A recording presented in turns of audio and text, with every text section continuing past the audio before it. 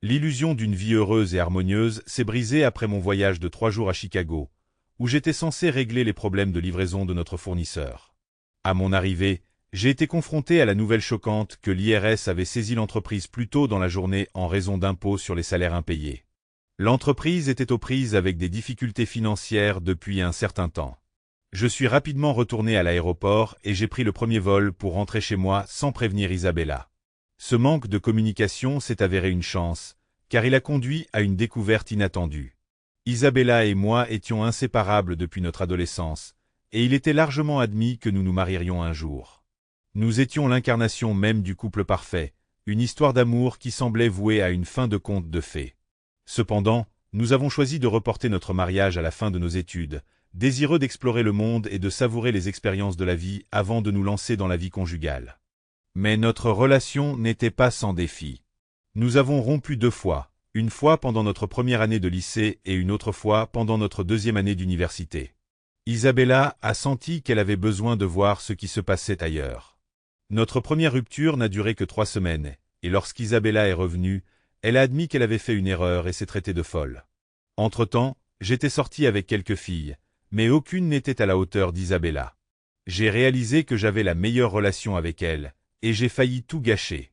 Pendant notre séparation à l'université, j'ai décidé d'explorer ce qui m'attendait ailleurs. J'ai vite découvert que beaucoup de filles n'étaient pas aussi déterminées à attendre le mariage qu'Isabella. En seulement 5 semaines, j'ai eu ma première fois avec une fille nommée Sophia. Puis il y a eu Rachel, qui m'a fait découvrir de nouvelles expériences, et Tina, qui m'a montré différents aspects de l'intimité. Finalement, il y avait Monica, qui m'a appris le plaisir mutuel. Mais je ne pouvais pas m'empêcher de penser qu'Isabella pourrait vivre des expériences similaires. Je savais qu'il y avait 2 poids et 2 mesures, mais je regrettais tout de même de ne pas avoir partagé ces premières expériences avec elle. Environ 6 semaines après qu'Isabella ait décidé de voir d'autres garçons, je suis rentré de cours et je l'ai trouvée sur le perron de notre maison. J'avais l'impression d'avoir déjà vécu quelque chose de nouveau au lycée. J'avais toujours eu la meilleure relation avec Isabella et je ne m'en étais pas rendu compte jusqu'à maintenant. Je lui ai demandé pardon et je l'ai aimée depuis ce qui m'a semblé être une éternité, alors lui pardonner était naturel. Nous n'avons jamais parlé du temps que nous avons passé séparés. Quand j'ai essayé d'être intime avec elle, elle m'a dit qu'elle voulait attendre le mariage et j'ai respecté cela. Je n'ai pas été surpris d'apprendre qu'elle n'était pas vierge le soir de notre mariage. Je sentais qu'elle savait que j'étais conscient que je n'étais pas son premier. Nous avons tous les deux décroché de bons emplois dans nos domaines respectifs et les 4 années suivantes se sont bien passées. J'ai voyagé de temps en temps pour le travail, mais jamais plus de 3 jours d'affilée. Le lendemain du 27e anniversaire d'Isabella, elle m'a annoncé qu'elle était enceinte. Elle m'a expliqué que les médicaments qu'elle avait pris contre la grippe avaient interféré avec ses pilules contraceptives. 9 mois plus tard, nous avons accueilli notre fils, Marc. Isabella est retournée au travail après seulement 6 semaines, car son lieu de travail disposait d'une garderie sur place. Elle a rapidement exprimé le désir d'avoir un autre enfant, espérant qu'il serait d'âge proche pour faciliter leur rôle parental. J'étais d'accord avec ça, alors quand elle m'a annoncé 6 semaines plus tard qu'elle attendait à nouveau un enfant, elle m'a dit qu'elle estimait que 2 enfants étaient suffisants et m'a demandé si cela me dérangerait si elle se faisait ligaturer les trompes. J'ai eu l'impression que c'était sa décision, et si elle ne voulait pas vivre une autre grossesse, qui étais-je pour m'y opposer? 1 mois plus tard, notre fille, Chloé, a rejoint notre famille.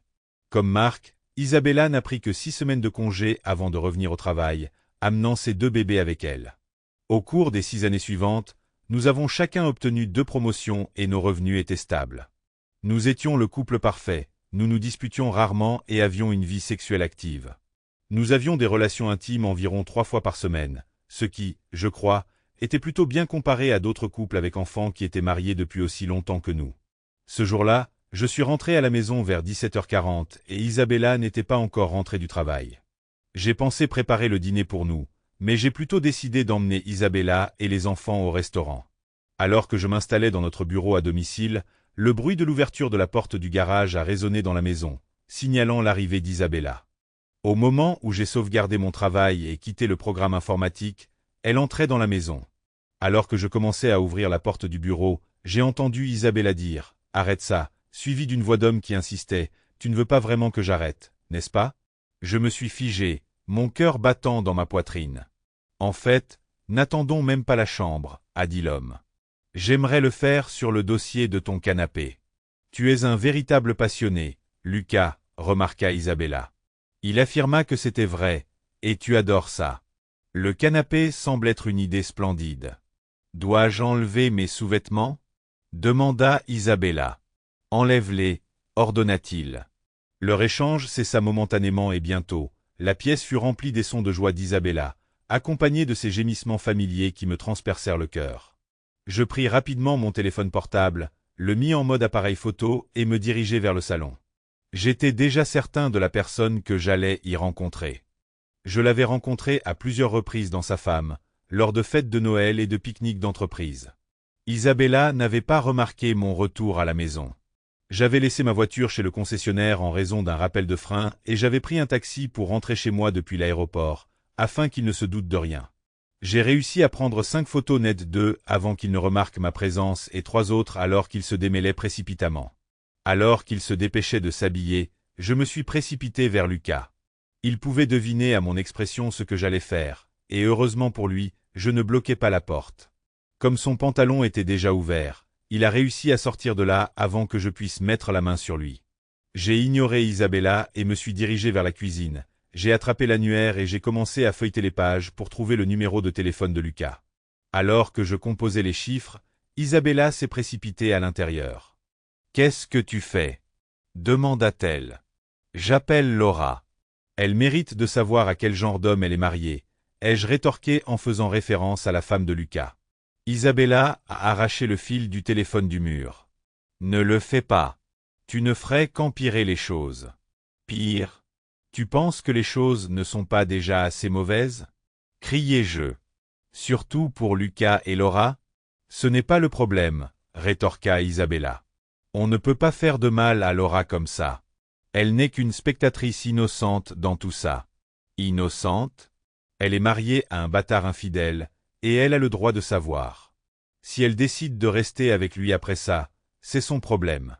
Mais à partir de maintenant, je vais lui faire vivre un enfer. D'abord, je vais tout raconter à Laura et lui proposer de lui montrer les photos si elle veut des preuves. Ensuite, je vais parler à un avocat pour lui mettre la pression au travail. Je suis presque sûr que votre entreprise a des règles interdisant aux patrons de coucher avec leurs employés. Et enfin, je vais le retrouver, et quand je le ferai, il ne repartira pas en un seul morceau. Les yeux d'Isabella s'écarquillèrent. Tu ne peux rien faire de tout ça. Ça te coûterait trop cher. Me coûterait-il? Comment? Tu le dis à Laura et elle le quitte? Je te mets dehors et je l'installe ici avec moi et les enfants. Tu t'en prends à l'entreprise et Lucas et moi perdons tous les deux notre travail? Je m'assurerai que tu paies le prix fort pour la pension alimentaire et la pension alimentaire pour les enfants lors du divorce. Et si tu t'en prends à lui physiquement? Tu finiras derrière les barreaux pour agression. La chose intelligente à faire est de mettre ça derrière nous et de continuer notre vie. Je n'arrivais pas à croire ce que j'entendais. Passer à autre chose? Après ce que je venais de voir? Oui, passer à autre chose, insista Isabella. Ma relation avec Lucas n'a pas nui à notre mariage. Nous avons une belle vie, toi et moi. J'ai été une bonne épouse pour toi et notre relation est solide. Je t'aime, vraiment. Alors, tu me dis que tu peux coucher avec lui et ensuite prétendre m'aimer? Comment ça marche? J'ai rétorqué, ma voix teintée de colère et d'incrédulité. Les yeux d'Isabella s'écarquillèrent alors qu'elle essayait rapidement d'expliquer que ce n'était pas comme ça. Lucas, il ne pense qu'à la satisfaction physique. Une satisfaction physique incroyable, mais c'est tout. Rien de plus. Je me moquais, oh, et découvrir que tu m'as trompé et t'entendre critiquer ma performance au lit? C'est riche. Je n'ai jamais dit que j'étais déficiente dans ce domaine. Ce n'est pas ce que je voulais dire. Isabella a plaidé. Tu es un mari et un père incroyable. Notre vie sexuelle est géniale, honnêtement. Mais Lucas, il m'apporte quelque chose de différent que je ne peux pas obtenir de toi. Vraiment? Demandai-je, la voix pleine de sarcasme. Et qu'est-ce que ça peut bien être? Isabella hésita, se mordant la lèvre avant de finalement admettre que c'est sa taille. Lucas est bien doté et cela offre une expérience différente. Je n'arrivais pas à croire ce que j'entendais. Tu te moques de moi? La taille ne devrait pas être un problème. Nous avons eu une vie merveilleuse ensemble jusqu'à présent. Si tu dis que je devrais t'accepter que tu cherches ça ailleurs de temps en temps, et que ça ne nous a pas fait de mal parce que ça dure depuis des années, alors tu as perdu la tête. En secouant la tête, j'ai insisté. En parlant de ça, depuis combien de temps cela dure-t-il? Et comment cela a-t-il commencé? Isabella soupira, baissa les yeux sur ses mains et avoua que cela avait commencé avant Lucas, à l'université, quand nous avions pris cette pause. Je voulais explorer d'autres relations, et l'un des premiers hommes avec qui je me suis impliqué était doué dans ce domaine. C'était excitant, et apparemment, ces hommes bien dotés aiment partager leurs expériences. Il a parlé de mon enthousiasme à d'autres personnes et j'ai fini par avoir des aventures avec 5 d'entre eux avant de réaliser que je voulais être avec toi. Tout d'abord, si la taille était si importante pour toi, pourquoi n'as-tu pas simplement épousé l'un de ces hommes? Ai-je demandé en essayant de garder une voix calme. Isabella soupira. Ils étaient tous si imbus d'eux-mêmes, tu sais, comme si leur taille était la seule chose qui comptait, et ils s'attendaient à ce que les femmes tombent à leurs pieds. Je voulais plus qu'une simple connexion physique. C'est pourquoi je t'ai choisi, toi, l'homme que j'ai vraiment aimé. J'ai hoché la tête, en réfléchissant à ces paroles. D'accord, mais après avoir passé presque 6 semaines avec ces hommes bien dotés, pourquoi as-tu insisté pour attendre le mariage pour avoir des relations intimes avec moi? Elle a baissé les yeux, sa voix plus douce. Je t'aimais, et je le savais. Mais après ces rencontres, j'étais tellement déçu par les hommes en général. Je n'étais pas dans le bon état d'esprit pour l'intimité. Ce n'était pas juste pour toi, je le sais maintenant, mais c'est là où j'étais à l'époque. Et tout allait bien jusqu'à cette fête de Noël de l'entreprise, n'est-ce pas? Celle que j'avais ratée à cause de ce voyage d'affaires à Seattle? Isabella hocha la tête. Ouais, j'avais bu quelques verres de trop et je me sentais un peu malicieuse. Quand Lucas m'a fait danser sous le gui et m'a embrassé, j'ai senti sa présence se presser contre ma jambe. J'étais un peu pompette et j'ai fait appel à ma Mae West intérieure en lui disant « Est-ce que c'est un rouleau de pièces de 25 cents dans ta poche ou es-tu juste contente de me voir ?»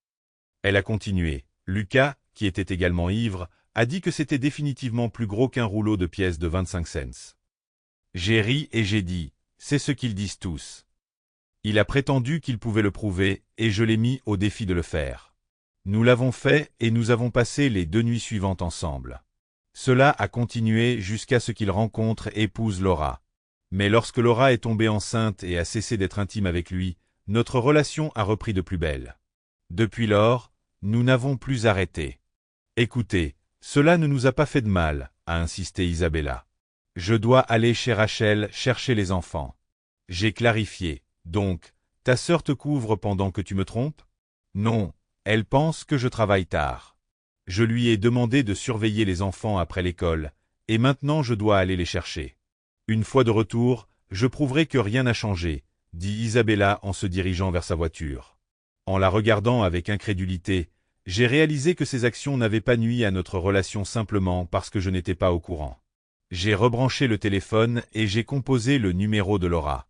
Elle était bouleversée par ce que j'avais partagé et voulait voir les photos que j'avais prises. Nous avons convenu de nous retrouver pour déjeuner le lendemain. À l'étage, j'ai commencé à déplacer mes affaires vers la chambre d'amis. Tandis que j'accrochais mes costumes, une pensée troublante m'est venue.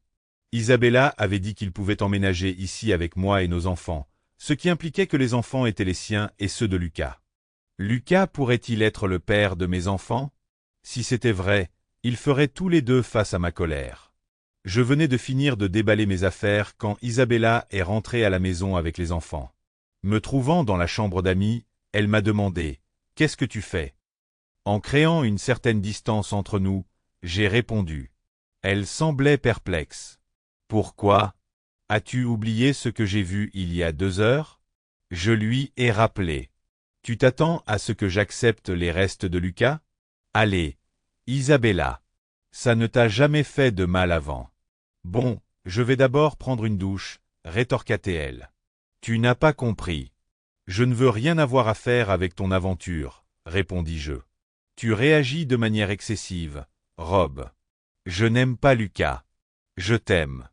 Je couche avec Lucas, mais je fais l'amour avec toi, insista Isabella. Tes paroles disaient le contraire quand tu m'as suggéré de partir et de laisser Lucas emménager. Et il n'y avait pas beaucoup d'amour dans tes menaces pendant la discussion sur le divorce, ai-je rétorqué. Je ne le pensais pas. Je voulais juste que tu fasses une pause avant d'appeler Laura, a expliqué Isabella.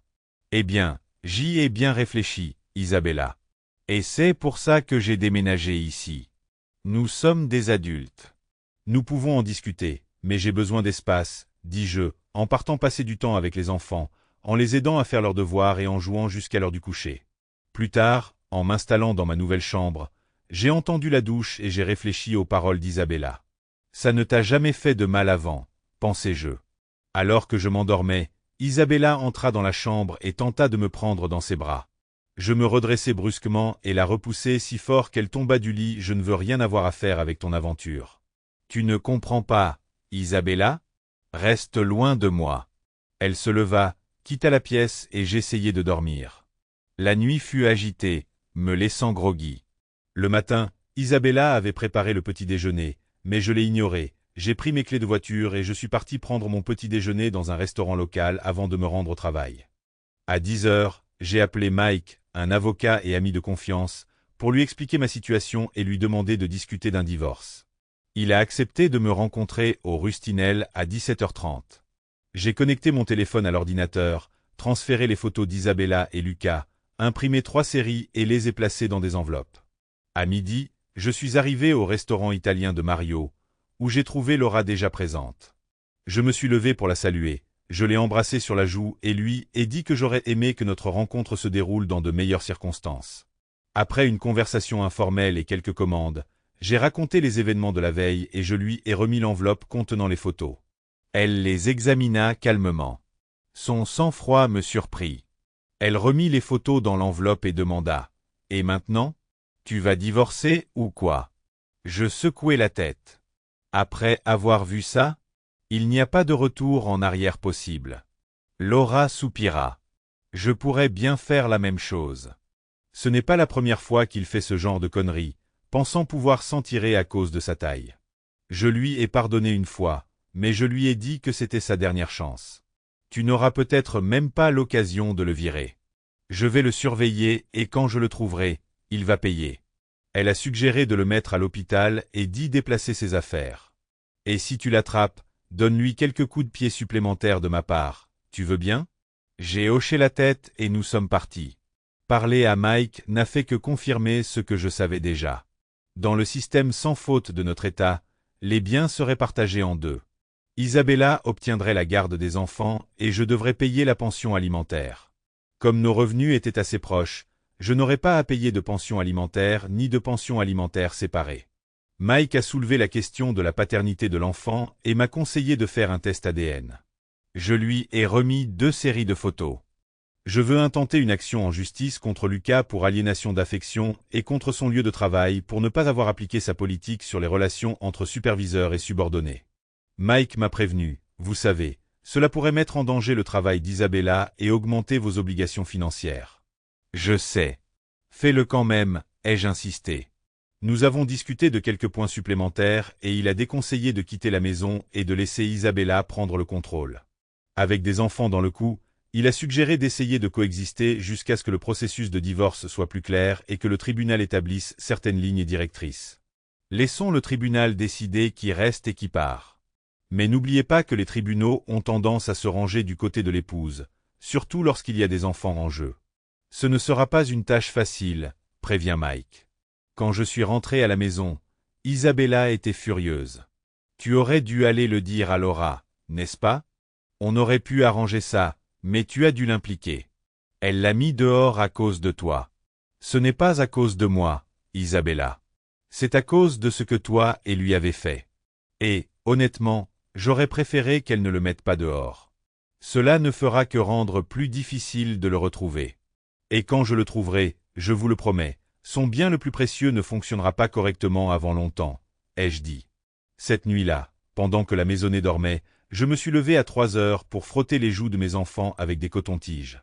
J'ai laissé les échantillons dans un laboratoire voisin sur le chemin du travail, en proposant un paiement supplémentaire pour des tests accélérés. Les mots d'Isabella, rappelez-vous juste que je vous avais prévenu, Rob, sont restés avec moi. J'étais à la banque lorsque les portes du hall se sont ouvertes à 9 heures. J'ai vidé tous nos coffres-forts et je suis allé dans une autre banque en bas de la rue pour ouvrir un compte à mon nom. Je savais que je devrais en rendre compte lors du divorce, mais cela me permettait de payer la maison et de m'occuper des enfants. De retour au travail, j'ai eu une autre idée et j'ai annulé toutes nos cartes de crédit communes pour empêcher Isabella d'accumuler des avances de fonds. Cette approche proactive s'est avérée cruciale. Lorsque je suis rentré chez moi ce soir-là, un homme m'a remis une enveloppe en me disant « Vous avez été averti. Vous devez vous déplacer à au moins 500 pieds de cette maison en raison d'une ordonnance de protection temporaire contenue dans cette enveloppe. » À l'intérieur, l'ordre confirmait que je ne pouvais pas m'approcher à moins de 150 mètres de la maison, d'Isabella ou des enfants. L'avocat d'Isabella avait agi rapidement, contrairement à Mike, mais aucun de nous n'avait anticipé l'urgence. Alors que je relevais les yeux, Isabella a souri depuis la maison. J'ai fait marche arrière et me suis rendu au coin de la rue pour appeler Mike. Après l'avoir informé, je lui ai demandé comment récupérer mes affaires. Il m'a dit qu'il avait des contacts au bureau du shérif et a promis de vérifier et de me rappeler. Au téléphone, je lui ai demandé de modifier les motifs du divorce, de différence irréconciliable à infidélité, et d'engager des poursuites judiciaires contre les sociétés de Lucas et d'Isabella. Poursuis-les sans relâche, Mike. Fais-les payer, ai-je insisté. Il m'a rappelé 15 minutes plus tard, me disant que 2 policiers arriveraient dans les 30 minutes pour m'aider à accéder à la maison. Cependant, jusqu'à ce que le tribunal prenne d'autres dispositions, je n'ai pu récupérer que mes vêtements et mes affaires de toilette. 20 minutes plus tard, 2 voitures de patrouille sont arrivées à la maison. J'ai démarré ma voiture et me suis garé derrière eux. Les policiers se sont présentés, me conseillant d'attendre leur signal avant d'approcher. Ils sont ensuite allés jusqu'à la maison et ont sonné. Isabella répondit et après un bref échange, les agents me firent signe de m'approcher. Ils me rappelèrent que je ne pouvais prendre que mes vêtements et mes affaires de toilette avant de m'escorter à l'intérieur. En me dirigeant vers les escaliers, je jetai un œil dans la cuisine pour voir comment allaient les enfants. Ils étaient absents, mais Lucas était là, assis avec une bière que j'avais achetée. Malgré ma colère, je me suis abstenu de le confronter aux agents présents. Alors que nous montions les escaliers, Isabella se tenait sur le pas de la porte et me regardait faire mes valises. Cédant à une impulsion enfantine, je lui ai fait remarquer, sans la regarder, que tu avais fait une grosse erreur cette fois, Isabella. Tout au long de la journée au bureau, j'ai réfléchi à notre relation et j'ai fini par conclure que nous ne pouvions pas résoudre nos problèmes. Après tout, elle m'avait avoué son amour. Un peu d'amour, Isabella, murmurai-je en secouant la tête. Manipulation émotionnelle, injonction restrictive? Nos chances sont anéanties, Isabella. Réfléchis grec une fois que je serai parti. J'ai fermé ma valise, je me suis retourné et j'ai quitté la maison. Le lendemain, Isabella m'a téléphoné au travail. Vu ce que tu as dit hier soir, je veux qu'on discute, m'a-t-elle proposé. Pas question, Isabella. Tes actions d'hier, combinées au fait de m'avoir laissé te voir dans la maison dont tu m'avais interdit l'accès, ont mis fin à tout ça et anéanti tout espoir pour nous. De plus, je ne peux pas te rencontrer et te parler. Tu te souviens de la restriction de 500 pieds? Dis-je en raccrochant. 2 jours plus tard, je suis retourné à la maison avec 2 superviseurs nommés par le tribunal pour superviser l'enlèvement de mes affaires. Pendant tout ce temps, Isabella a persisté à me demander de parler, mais je l'ai repoussé jusqu'à ce que je charge les derniers articles dans le camion U-Haul. Dans la chambre, alors qu'elle me suppliait de communiquer avec moi pour que nous puissions arranger les choses, je lui ai fait signe de venir. Elle a pointé du doigt le comptoir de la salle de bain principale et son expression s'est assombrie. Là se trouvaient des produits de toilette pour hommes qui n'étaient pas les miens. Au revoir, Isabella. Sache juste que tu as provoqué tout ça toi-même et que cela aurait pu être évité. Après cela, les événements se sont déroulés rapidement. Isabella a reçu des documents juridiques sur son lieu de travail, l'accusant d'infidélité. Lucas, également accusé au travail, a fait l'objet d'un procès pour avoir provoqué la rupture de notre mariage. De plus, leur employeur a été traduit en justice pour avoir négligé d'appliquer ses directives interdisant les relations entre superviseurs et subordonnés. 3 jours plus tard, Lucas et Isabella perdaient tous 2 leur emploi. En tant que supérieur de Lucas, c'est lui qui en subit les conséquences. Mais Isabella contesta son licenciement, affirmant que Lucas avait menacé sa sécurité d'emploi si elle ne se conformait pas à ses ordres.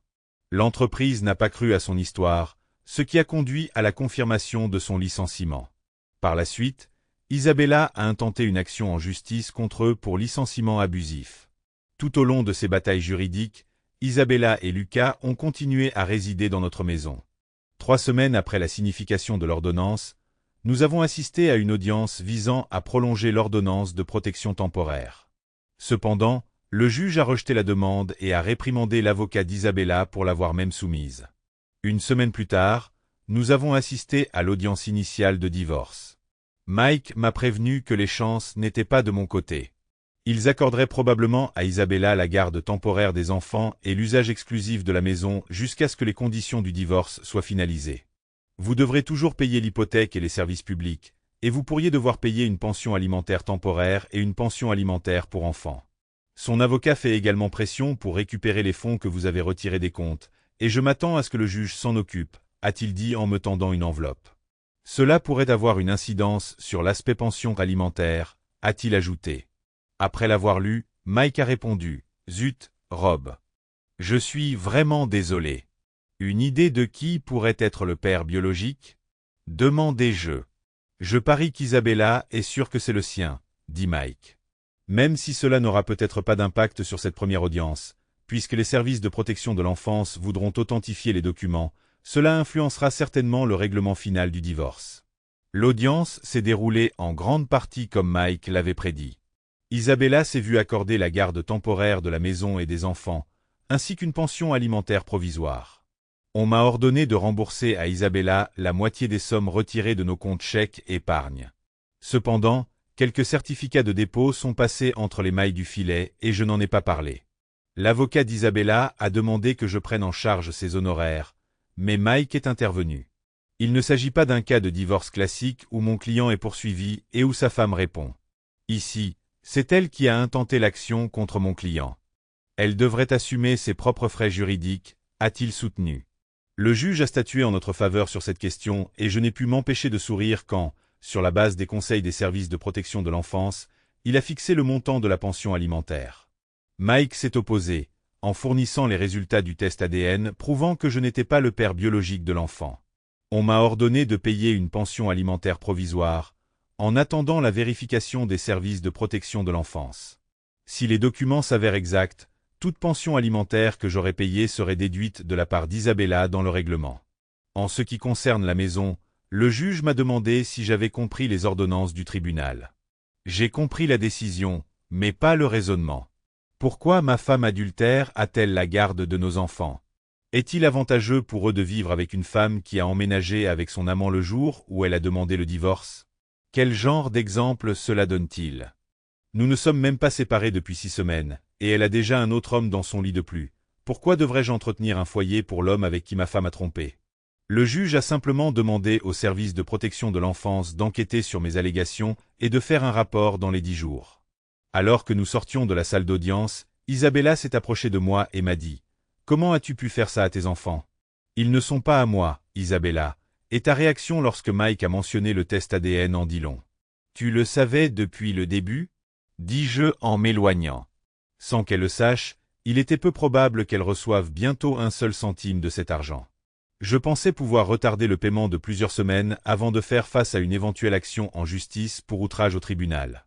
Même dans ce cas, je pourrais probablement attendre encore une semaine ou 2. Le lendemain de l'audience, Mike m'a appelé pour m'informer d'une offre de règlement de la part de l'ancien employeur d'Isabella. C'est un peu bas, et je crois que nous pouvons négocier un meilleur accord. Je vous laisse le soin de décider, puisque vous êtes plus au courant de ces questions, a-t-il dit. Honnêtement, ma première action en justice contre eux visait principalement à me venger d'Isabella et de Lucas. J'étais content de savoir qu'ils avaient perdu leur emploi. D'un autre côté, il ne faut pas s'attendre à grand-chose de la part de Lucas, surtout maintenant qu'il est au chômage. Tout ce qu'il parviendra à réunir ira probablement à son ex-femme pour la pension alimentaire et les frais de garde des enfants. Quoi qu'il en soit, nous continuerons à faire pression sur lui et à lui faire payer ses frais juridiques.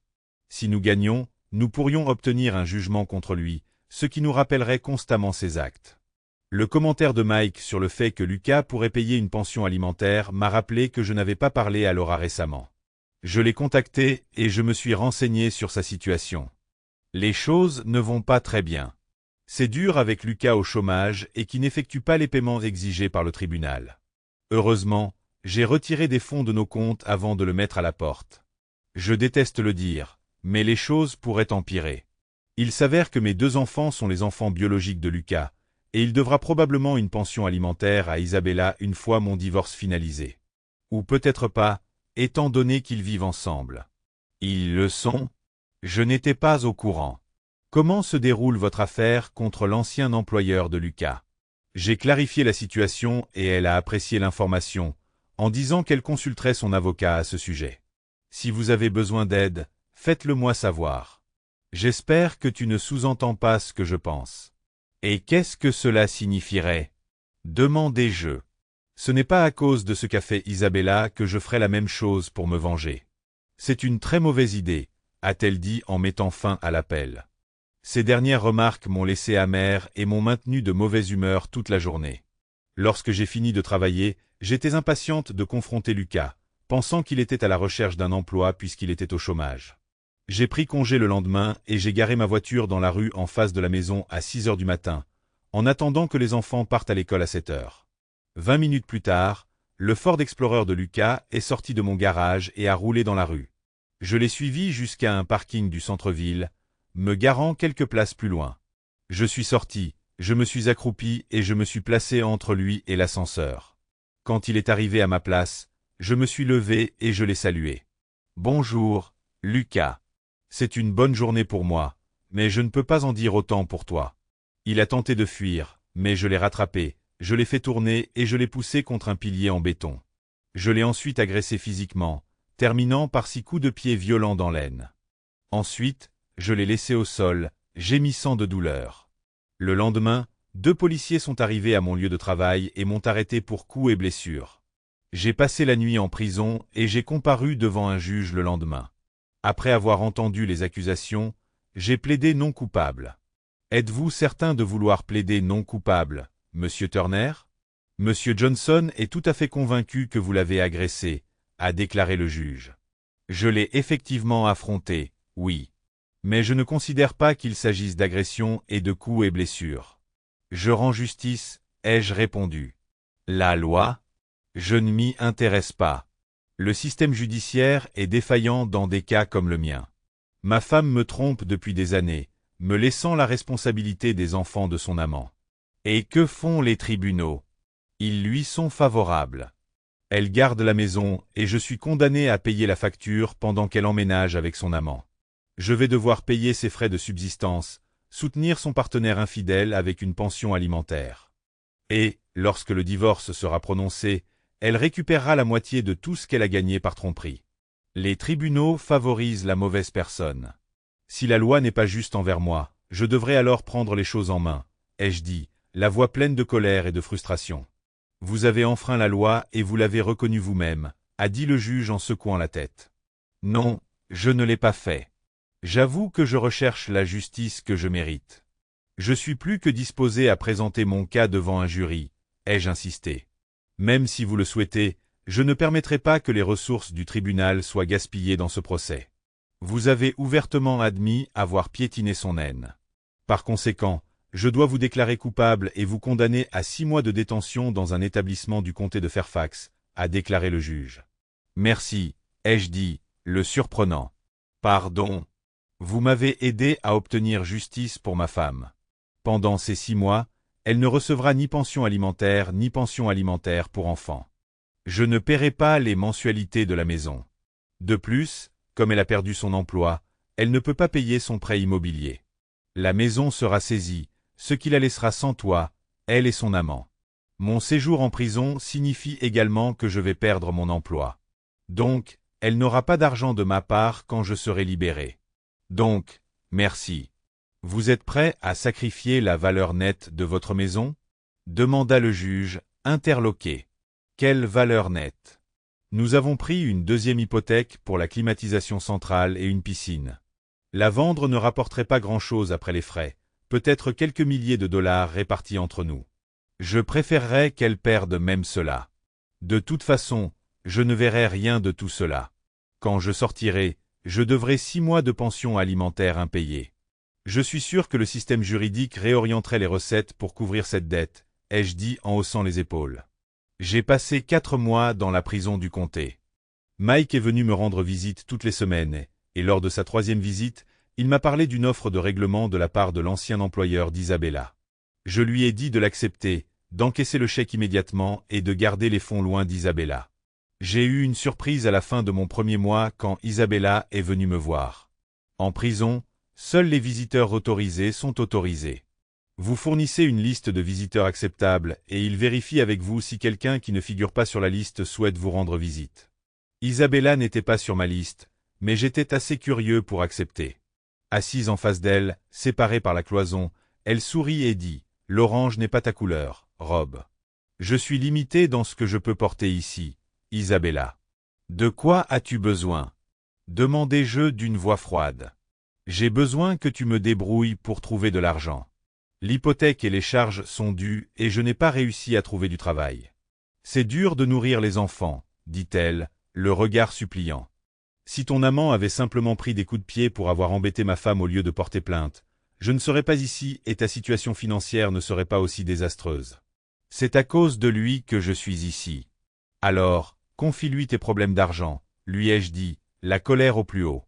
Quand il s'agit de subvenir aux besoins des enfants, c'est sa responsabilité. Il devrait s'en occuper. Comment peux-tu dire ça, Rob? Oui, il est biologiquement lié à eux, mais tu es leur père depuis le 1er jour. Ils ne savent rien de Lucas. Ils savent seulement qu'il est dans notre maison alors que tu es encore marié avec moi. Je dis que tu es leur vrai père, Rob. Tu as été là pour eux depuis le début. Tu les as aimés inconditionnellement jusqu'à ce que tu découvres pour Lucas et moi. Tu ne peux pas simplement leur ôter cet amour. Ils sont innocents et tout ça. Si tu es en colère, dirige-la contre moi, pas contre eux, dit-elle, la voix pleine d'émotion. Le problème, Isabella, c'est que si je te donne de l'argent pour la nourriture, cela ne servira pas seulement à nourrir les enfants. Cela vous soutiendra aussi, toi et Lucas. Je ne pourrai jamais te faire autant de mal que j'ai fait à Lucas, mais je ne me sentirai pas mal de vous voir tous les deux en difficulté. Tu ne crains pas que nous perdions la maison sans ton aide, Rob? Tu veux dire la maison d'où tu m'as viré, celle que tu partages avec ton amant? Puisque Lucas est maintenant l'homme de ta maison, il devrait contribuer. Tu dois faire plus d'efforts pour trouver un travail, Isabella. Et pousse Lucas à faire de même. Il a du mal à trouver du travail, et le peu qu'il parvient à gagner, Laura en prend une bonne part.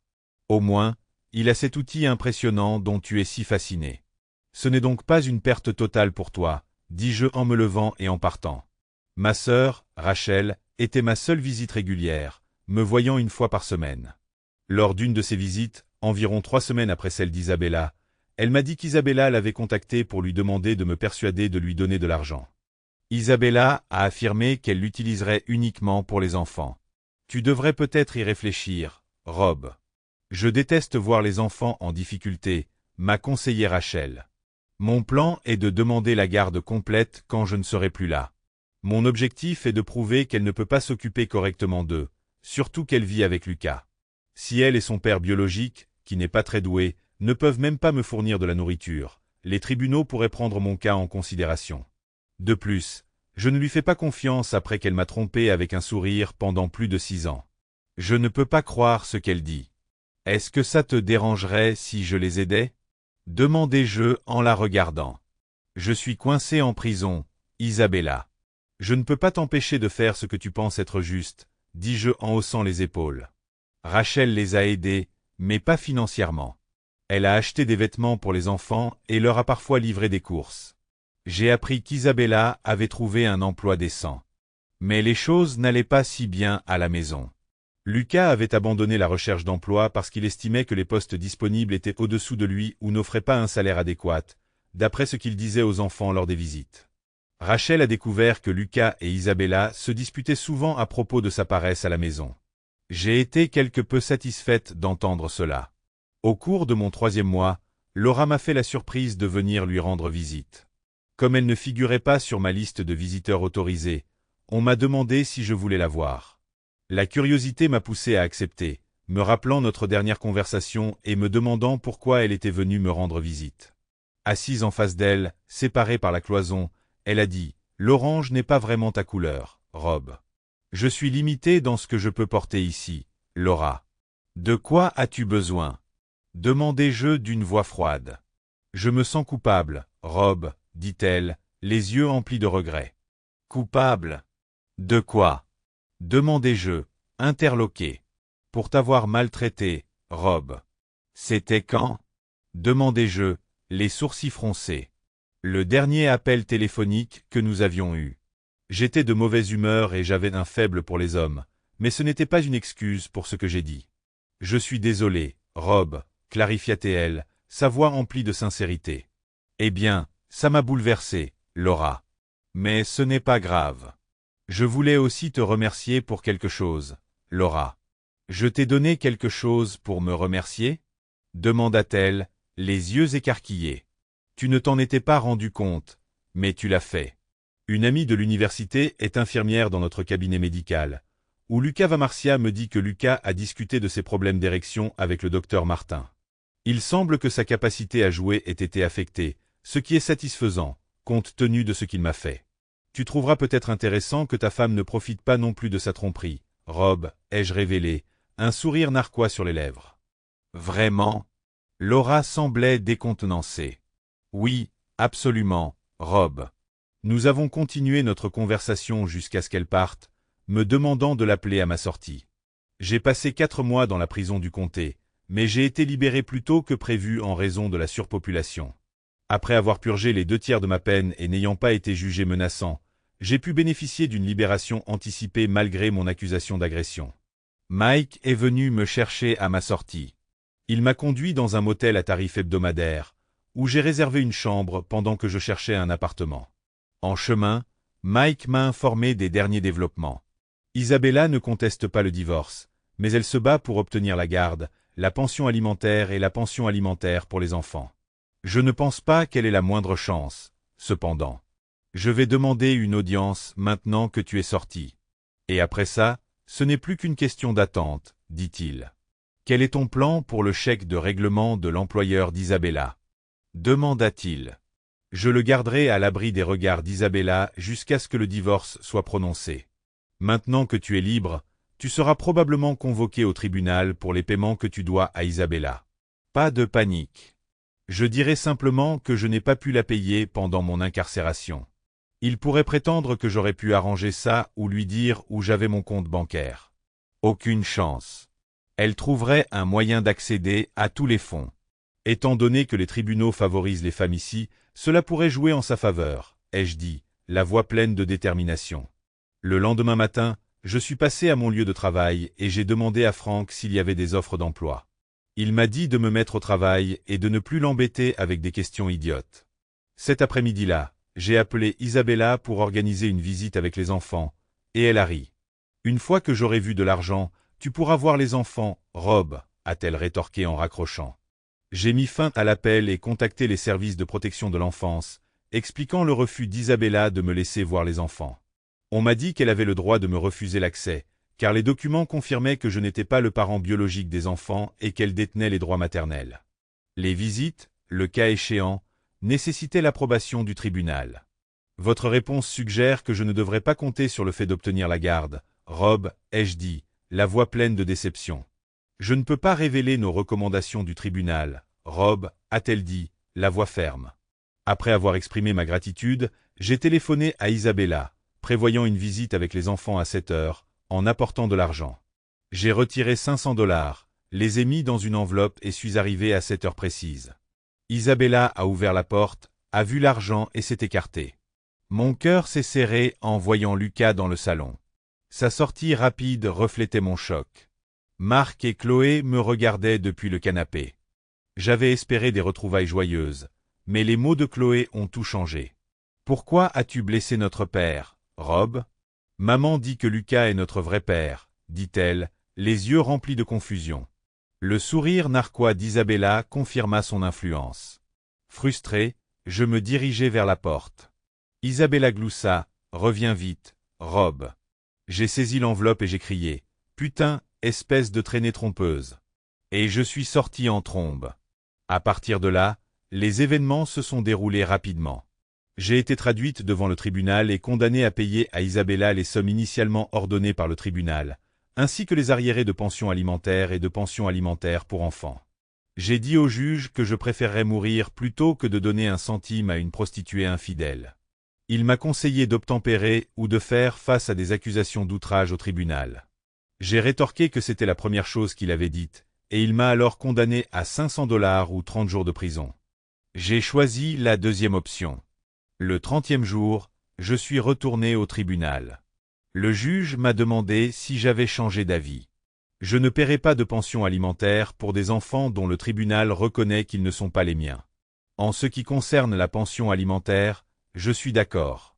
Mais je ne paierai pas les mensualités de la maison tant que mon ex-femme hébergera son amant. Retirez-le et je reprendrai les paiements, dis-je d'une voix ferme. Vous prétendez que les services de protection de l'enfance reconnaissent que vous n'êtes pas le père, Rob? Le juge a demandé, les sourcils froncés. Oui, c'est vrai. Je vais ajourner cette audience pour vérifier votre demande auprès des services de protection de l'enfance, Rob, a-t-il déclaré d'une voix ferme. En sortant de la salle d'audience, j'ai aperçu l'expression d'Isabella. Elle a compris que la décision concernant la pension alimentaire pourrait me favoriser, et elle était furieuse. Elle comptait sur une autre victoire contre moi. Le lendemain, je suis retourné au tribunal. Le rapport des services de protection de l'enfance a confirmé que je n'étais pas le père biologique de l'enfant et que Lucas vivait avec Isabella. En conséquence, le juge a annulé la pension alimentaire et a réduit d'un tiers la pension alimentaire d'Isabella, rétroactivement. Je devais encore régler les arriérés et les frais de la maison. Le juge a surpris tout le monde, surtout Isabella, en décidant que, puisqu'elle avait une frontière, elle serait responsable des services publics et de l'assurance habitation. Jusque-là, j'étais prêt à rejeter la décision et à prendre 30 jours supplémentaires. Mais j'ai choisi de m'y conformer. Mon raisonnement était un peu tordu. Isabella serait bouleversée par la décision du juge, mais me voir retourner en prison pourrait lui remonter le moral. J'ai ressenti le besoin de lui refuser cette satisfaction.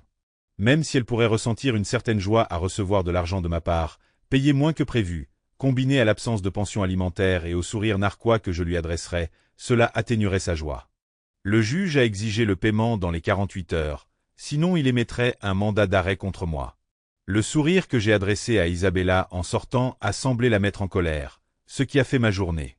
De retour à la prison, j'ai été libéré et je me suis dirigé vers un restaurant pour un bon repas. Après cela, je suis allé chez Rachel pour récupérer mes affaires qu'elle avait gardées pour mon motel. Pendant mon incarcération, nous avons discuté et j'ai mentionné l'influence qu'Isabella avait eue sur les enfants. Rachel m'a conseillé de ne pas le prendre personnellement, car ils n'étaient que des enfants et comme je n'étais pas là, Isabella était leur seule influence. Les jeunes enfants se laissent facilement influencer, m'a-t-elle dit. J'aurai l'occasion de leur parler, m'a-t-elle assuré. Mais ce moment n'est jamais venu. Lors de la dernière audience au tribunal, j'ai été prise de court. Isabella a obtenu la garde complète, et je n'ai même pas eu droit à des visites. Selon le rapport des services de protection de l'enfance, la mère et le père biologique pensaient tous deux que je perturberais la vie des enfants. Comme le père biologique avait prévu d'épouser Isabella et de fonder une famille avec elle, le juge a décidé qu'il était préférable pour les enfants que je ne sois pas impliqué. Le juge a également décidé qu'Isabella pouvait rester dans la maison familiale jusqu'à ce que les enfants aient 18 ans. Après cela, la maison serait vendue et le produit de la vente serait partagé entre nous. Si Isabella se mariait avant cette date, la maison pourrait être vendue immédiatement. La pension alimentaire réduite resterait à ma charge et je devrais la payer pendant 3 ans ou jusqu'à ce qu'Isabella se remarie, selon la première éventualité. J'étais furieux et je quittais la salle d'audience. En passant devant Isabella, elle a souri et m'a fait un doigt d'honneur. J'y ai réfléchi pendant une semaine, puis j'ai craqué. Isabella m'avait fait du tort suffisamment de fois pour que je perde le contrôle. J'ai résilié l'assurance habitation et j'ai gardé un œil sur la maison, en attendant le bon moment. Quelques jours après avoir résilié l'assurance, Isabella a appelé. La société de crédit immobilier m'a informé que vous aviez résilié l'assurance. Rob. Oui, Rob. Vous m'avez mis dans une situation financière si difficile que je cherche à réduire les coûts. Je peux obtenir la même couverture à un meilleur tarif. La société de crédit immobilier a mentionné Allstat. Ils disent que nous devons souscrire une police d'assurance pour la maison dans les 5 jours, sinon ils en souscriront une et te la factureront, Rob. Je m'en occupe, Rob, a-t-elle dit, la voix pleine de frustration. 2 jours après cet appel, Ma chance est arrivée. Isabella est partie au travail peu après que les enfants soient partis à l'école et à 8h30, l'exploré de Lucas est parti. Une fois qu'il est parti, j'ai ouvert la porte du garage à l'aide de la télécommande. À ma grande surprise, ça a marché. J'ai conduit, j'ai pris 2 bidons d'essence de 5 gallons dans mon coffre et je suis entré dans la maison. Après avoir soigneusement arrosé l'intérieur, j'ai fait marche arrière avec ma voiture et j'ai mis le feu à la maison. De là, je me suis rendu à l'aéroport, me suis garé dans un parking longue durée et j'ai pris un vol pour Panama City. Là, j'ai passé un mois à profiter du soleil et à me mêler aux femmes, dont certaines ont été impressionnées. Le dernier jour à Panama City, j'ai loué un coffre-fort dans une banque et j'ai payé d'avance pour 10 ans. J'avais vidé tous mes comptes avant de partir en Floride et j'avais caché l'argent dans cette boîte. Je pensais que je risquais d'aller en prison pour mes actes, mais je m'en fichais. J'avais laissé Isabella en plan. Sans assurance pour couvrir les pertes dues à l'incendie, elle n'aurait plus rien. Elle pourrait essayer de me poursuivre pour l'obtenir, mais enfermée ou non, elle n'obtiendrait pas un centime de ma part. De retour en ville, je suis passé au magasin pour récupérer mes effets personnels. Une fois sur place, je me suis excusé auprès de Frank de l'avoir laissé dans une situation difficile. Il comprenait, lui-même ayant traversé un divorce difficile. Il m'a ensuite demandé si j'avais tout évacué et si j'étais prête à retourner au travail. J'ai dû dire non, en lui expliquant que j'allais probablement aller en prison. Lorsqu'il m'a demandé pourquoi, je lui ai expliqué. Il a ri, en disant qu'il aurait aimé avoir le courage de faire quelque chose de similaire à son ex. J'ai contacté Mike et je l'ai invité à déjeuner chez Mario. Lorsqu'il s'est assis, il m'a prévenu. « Tu as vraiment semé la zizanie cette fois, Rob. Tout le monde te cherche. Il aurait été préférable que tu restes où tu étais. Le juge a considéré tes actions comme un outrage au tribunal, Rob, puisqu'il t'avait ordonné d'entretenir la maison. Le procureur a une longue liste d'accusations contre toi, allant de l'incendie criminel à la destruction de biens. Et Isabella, elle veut que tu sois pendu pour ces séances de flagellation quotidienne. Mais tu trouveras peut-être un peu de réconfort en sachant qu'Isabella a perdu le contrôle de la situation et qu'elle ne veut plus garder Lucas sous un toit. C'est grave, Mike. Comment peuvent-ils me faire porter le chapeau de l'incendie criminel? C'était ma maison, et je n'ai pas commis de fraude à l'assurance. En fait, j'ai annulé l'assurance pour éviter toute réclamation. La société de crédit immobilier est peut-être contrariée par la perte de sa garantie, mais je suis toujours responsable du prêt. J'ai même effectué le paiement de ce mois la semaine dernière. C'était ma propriété. J'avais le droit d'en faire ce que je voulais, ai-je dit, la voix pleine de frustration. De ton point de vue, Rob, peut-être. Mais je peux vous assurer que le tribunal ne verra pas les choses de cette façon, a dit Mike en secouant la tête. Il avait raison. Après un mois de discussion juridique, j'ai négocié un accord de plaidoyer avec la prison d'État d'Albion, pour une peine de 3 ans. Si je me conduisais bien, j'aurais pu prétendre à une libération conditionnelle à mi-chemin. Quand on m'a proposé une libération conditionnelle, j'ai refusé. Je ne voulais pas me soumettre au système juridique que j'avais appris à mépriser, avec ses règles et ses restrictions constantes. J'ai fini par purger une peine de 2 ans et demi. Pendant mon séjour en prison, Mike, Rachel et Frank m'ont rendu visite régulièrement.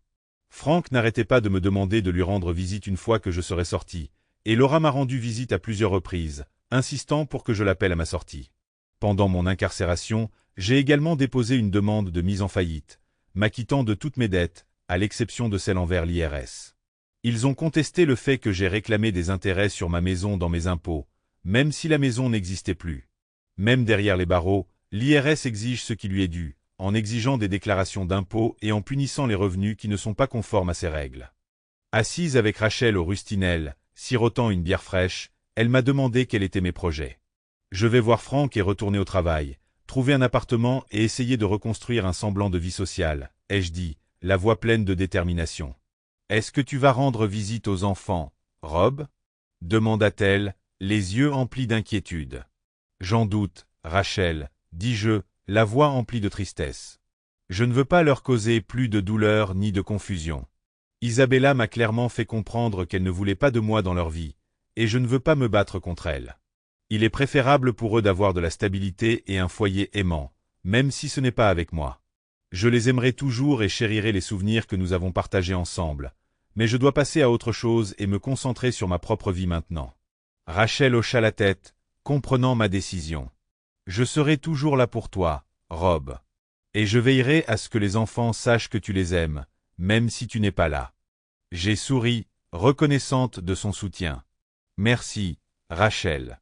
Tu es la meilleure sœur qu'un homme puisse souhaiter. Nous sommes ravis que tu nous aies rejoints pour l'histoire d'aujourd'hui.